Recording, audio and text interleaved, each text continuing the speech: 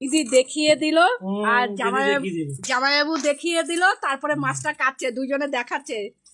ও দেবসিদ্ধা তুমি হ্যাঁ কিভাবে দেখাচ্ছ বলো তো?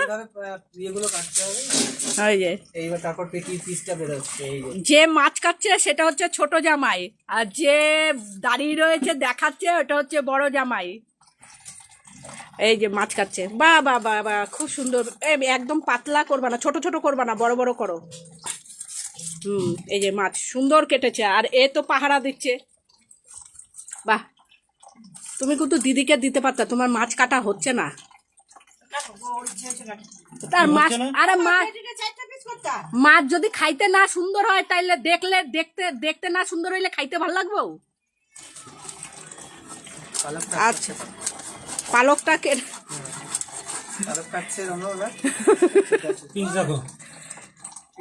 দাঁড়াও, দিদিকে বলো রাখছি।